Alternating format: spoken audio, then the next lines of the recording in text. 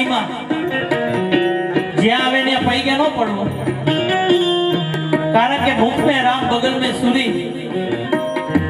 બહુ પગે લાગવાનું મન થતું હોય ને તો તમારે તમારા મા બાપને પગે લાગી લેજો।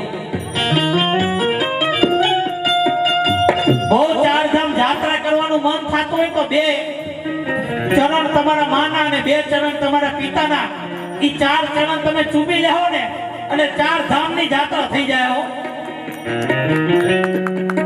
તો આજે રંગપરિયા પરિવારને આંગણે આજે એવો જ કંઈક પ્રસંગ છે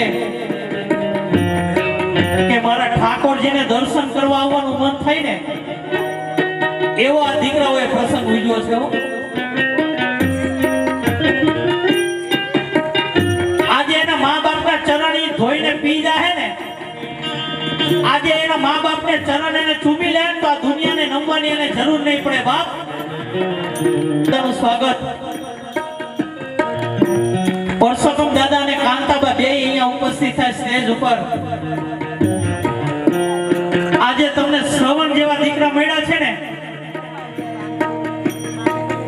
અરે ઘણા મા બાપ અફસોસ કરે છે કે આના કરતા હું વાંજ્યો રહ્યો હોત ને તો સારું હતું, કારણ કે દીકરા જ્યારે મા બાપને તોછોડી દે છે ને ત્યારે મા બાપ આ દુનિયાથી હારી જતા હોય। બાપ પણ આજે પરસોત્તમ દાદા અને કાંતાભાઈ એવું કઈ 7 રૂપિયા બીજ વાવ્યું છે ને, એવું કઈક બીજ વાવ્યું છે ને, એવી કઈક એને જિંદગીની અંદર ભક્તિ કરી હશે ને કે આજે શ્રવણ જેવા દીકરા એવા છે। બાપ